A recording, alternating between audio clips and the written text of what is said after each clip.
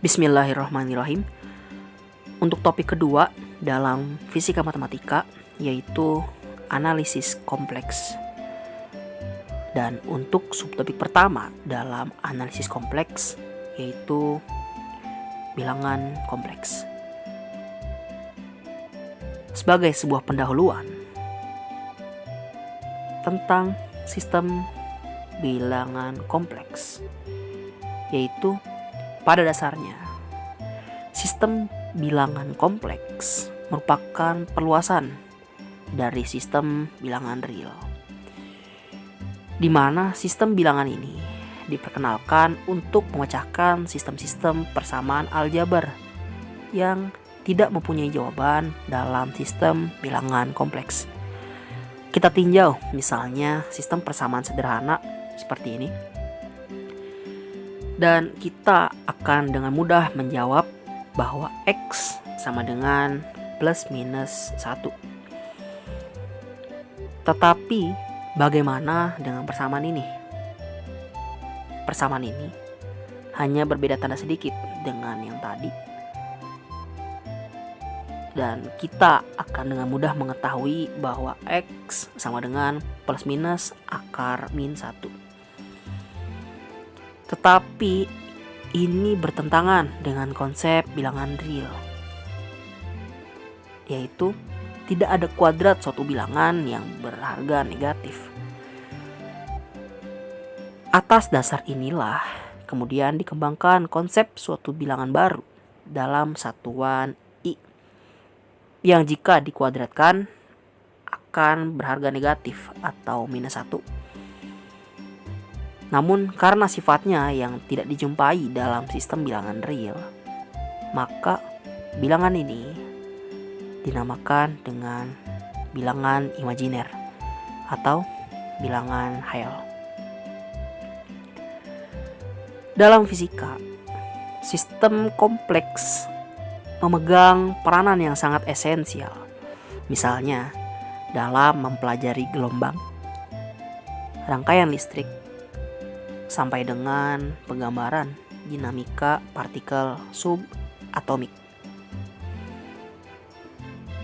Dan kita fokus kembali pada kajian bilangan kompleks, di mana bilangan kompleks didefinisikan sebagai kombinasi linear antara bilangan real dengan bilangan imajiner seperti ini, dengan A merupakan bagian real dari bilangan kompleks Z dan B adalah bagian imajinernya.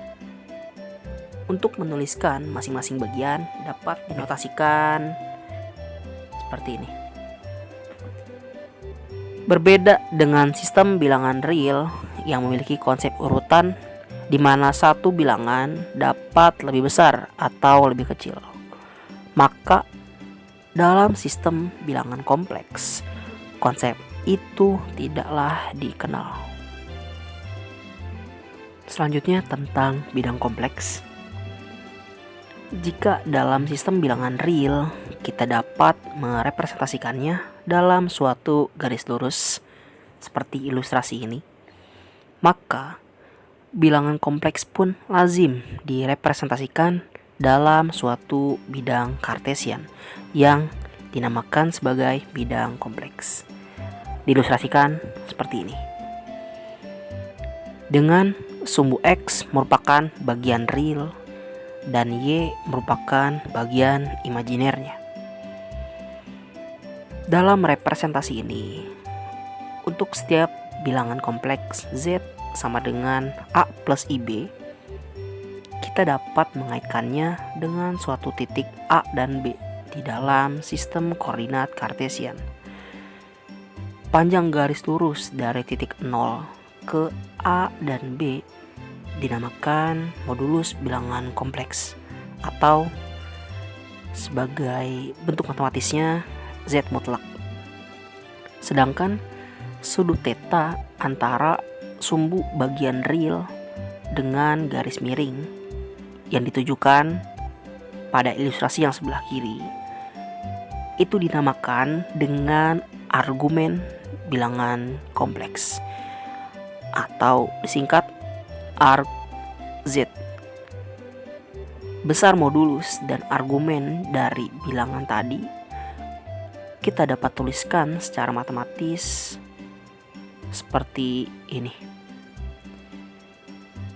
Dan dari dua definisi ini kita dapat pula menyatakan titik pada bidang kompleks dalam representasi polar, yaitu dengan mengaitkan titik A dan B menjadi seperti ini, di mana kedua representasi tadi itu dihubungkan oleh dua persamaan ini.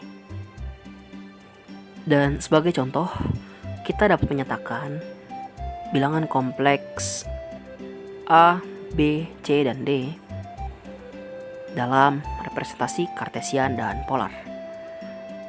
Dalam representasi kartesian, titik-titik ini diberikan oleh A yaitu 1,1, B 1,-1, C -1, -1, dan D -1,1 dengan posisi titik-titik dalam bidang kompleks. Kita dapat ilustrasikan seperti ini.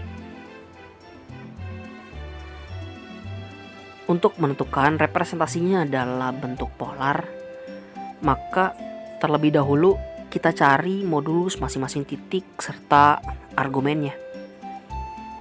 Dan berdasarkan persamaan yang telah kita kaji tadi, kita dapat memperoleh untuk bilangan A yaitu modulusnya adalah seperti ini, dan untuk argumennya kita akan dapatkan seperti ini berdasarkan persamaan yang tadi, dan kita dapatkan seperti ini jika diringkas. Kemudian dengan pola yang serupa kita akan dapatkan B, C, dan D seperti ini. Dan pembahasan selanjutnya yaitu kompleks konjugat. Untuk menentukan besar modulus bilangan kompleks sebagaimana persamaan ini, diperkenalkan konsep unit bilangan konjugasi seperti ini, dengan jika mengkalikan I konjugat dengan I akan menjadi 1, sehingga dapat didefinisikan kompleks konjugat untuk bilangan kompleks Z adalah seperti ini. Dan dari sini jelaslah bahwa untuk memperoleh modulus dapat dilakukan melalui ungkapan ini, yang jika kita perluas persamaannya menjadi seperti ini, dan jika disederhanakan akan menjadi seperti ini. Kemudian pembahasan selanjutnya adalah aljabar bilangan kompleks. Seperti halnya bilangan real, pada bilangan kompleks juga berlaku operasi-operasi aljabar seperti penjumlahan, pengurangan, perkalian, dan pembagian. Misalnya, kita mempunyai dua bilangan kompleks yaitu seperti ini. Maka untuk operasi-operasi aljabar tadi berlaku untuk yang penjumlahan ialah seperti ini. Jika kita perluas seperti ini, dan berlaku metode separasi untuk bagian real dan bagian imajinernya. Selanjutnya, untuk pengurangan kurang lebih similar dengan penjumlahan tadi. Diseparasikan bagian real dan imajinernya. Dan untuk perkalian berlaku perkalian seperti biasa untuk aljabar, hanya saja diseparasikan bagian real dan imajinernya. Selanjutnya yaitu pembagian. Karena bilangan kompleks Z ini secara implisit terdapat bilangan imajiner, yang artinya ia merupakan bentuk akar, maka kita perlakukan metode rasionalisasi untuk pecahan, khususnya untuk penyebutnya, yaitu seperti ini. Kita ubah sedikit tandanya, yaitu kita tulis konjugat. Dan jika kita perluas akan menjadi seperti ini. Dan operasi seperti biasanya, kita akan dapatkan hasil seperti ini setelah diseparasikan bagian real dan bagian imajinernya. Dan sebagai kesimpulan untuk bagian pembahasan aljabar bilangan kompleks, jelaslah sangat terlihat dari hubungan-hubungan yang telah kita tulis bahwa pada akhir masing-masing operasi ini dilakukan pengelompokan atau metode separasi atas bagian real dan imajiner.